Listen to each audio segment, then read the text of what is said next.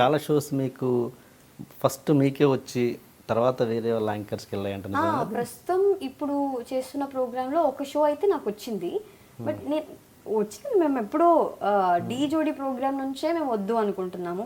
ఇప్పుడు ఇంకెన్ని వస్తే ఏం చేస్తాను నేను.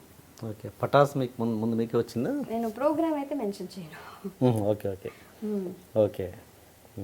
సో ఇప్పుడు ప్రజెంట్ తను చేస్తున్న ప్రోగ్రాంలో ఒక షోకి యాంకరింగ్ అడిగారు. సో నేను ముందే చెప్పాను కదా చెయ్యను అని చెప్పిన తర్వాత కూడా అడిగితే సో మళ్ళీ నో అనే చెప్తాను నేను. చాలా ఈవెంట్స్ కూడా చాలా అడిగారు యాక్చువల్లీ. బయట షోస్ ప్రైవేట్ షోస్ ఉంటాయి కదా, సో ఈవెంట్స్ కూడా అడిగారు. లేదండి నేను చెయ్యను అని చెప్పేసాను. సో రీజన్ ఎందుకు అని అడిగితే వాళ్ళకి నేను చెప్పలేను. వాళ్ళకి ఎందుకు రీజన్ చెప్పాలి నేను? నా ఇష్టం కదా, ఇది చేయడం చేయకపోవడం నా ఇష్టం. సో అలా నేను చేయకూడదు అని డిసైడ్ అయ్యాను. కేవలం అదొకటే నా కారణం, మీ ఇద్దరి మధ్యలో అంత రిపీట్ రొటీన్గా ఫీల్ అవుతున్నారు మీకు మీరే కాబట్టి బ్రేక్ ఇచ్చారు అంతే. అంతే అంతే. పర్సనల్ లైఫ్లో లాస్యా మంజునాథ్ అంటే నేను హ్యాపీగా ఫీల్ అవుతాను ఇప్పటి నుంచి. అంటే కొత్త లైఫ్ స్టార్ట్ అవుతుంది. పర్సనల్లీ నేను ఇంకో కొత్త లైఫ్ స్టార్ట్ చేస్తున్నాను, కొత్త బిగినింగ్ కాబట్టి. సో అదంతా రూమర్గానే ఉండాలి. నా పర్సనల్ లైఫ్లో అంటే ఫ్యామిలీ మెంబర్స్ వాళ్ళకి వీళ్ళకి ఒక చిన్న డౌట్స్ ఉన్నా కూడా నేను వాళ్ళకి ఒక ఆన్సర్ లాగా చెప్పేస్తున్నాను అంతే. ఓకే, అంతేగాని పర్సనల్ వాడికి నాకు పర్సనల్ గర్జ్ అంటారా అది అలాంటిది అయితే ఏమీ లేదు.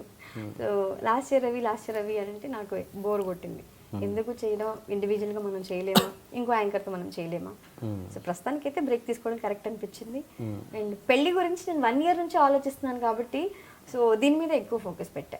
లాస్ట్ ఇయర్కి అసలు ఎప్పుడో ఇంతకు ముందే పెళ్ళైపోయింది రవితో అన్నది చాలా అన్నది వెబ్సైట్లో ఎన్నోసార్లు చూసాము చదివాము మనం. దాని మీద ఏంటి, ఎలా రియాక్ట్ అయ్యేవాళ్ళు మీరు? బాగానే రియాక్ట్ అయ్యేవాళ్ళం. అంటే అది నిజం కాదు కాబట్టి నేను ఎంజాయ్ చేశాను.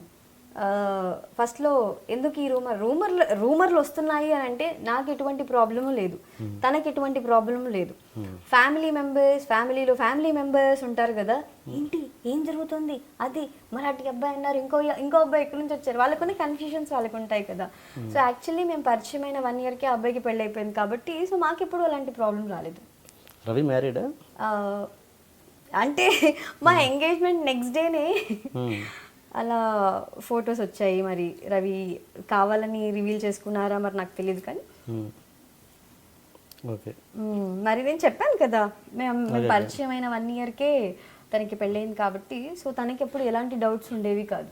సో ఆబ్వియస్లీ ఒక మ్యారీడ్ అబ్బాయి పక్కన యాంకరింగ్ చేస్తుంది అంటే తను సేఫ్గా ఫీల్ అవుతాడు కదా. బట్ నాకు కొత్త లైఫ్ స్టార్ట్ అవుతోంది, తిన్ని పెళ్లి చేసుకోబోతున్నాను అంటే నా క్లారిటీ నేను ఇవ్వాలి కదా. సో అందుకని చెప్పేసా. Okay okay. ఇంకొకటి మీరు అంటే మీకు ఆల్రెడీ పెళ్ళయింది, ఒక బాబు కూడా ఉన్నాడని కూడా చదివాను నేను. సో ఇవన్నీ ఇప్పటికీ ముగ్గురు ఉండేవాళ్ళము. ఈ రూమర్ నేను వెళ్ళలేదు కానీ దీనికి ఎలా రియాక్ట్ అవ్వాలో అర్థం కావట్లేదు. బావా అని చెప్పాను కదా, ఈ అబ్బాయి అంటే ఈ అబ్బాయి లవ్ లో ఉన్నాము. అబ్బాయి అంటే మా అన్నయ్య వాళ్ళ బాబు ఉన్నాడు, కావాలంటే చూసి మా అన్నయ్య చూసారు కదా. అంతేగాని ఇంట్లో ఇంకెవరు బాబులు పాపలు లేరండి. సో మేబీ త్వరలో 2 years తర్వాత అంటే ఇంకా నేను యాక్టింగ్ చేయాలి కదా. ఒక 2 years నా ప్రొఫెషన్ కంటిన్యూ చేయాలి. సో మా ఏజ్ అంత పెద్ద ఏజ్ ఏమీ కాదు, తిని ఇంకా లైఫ్ లో సెటిల్ అవ్వాలి. సో 2 years టైం పడుతుంది సెటిల్ అవ్వడానికి.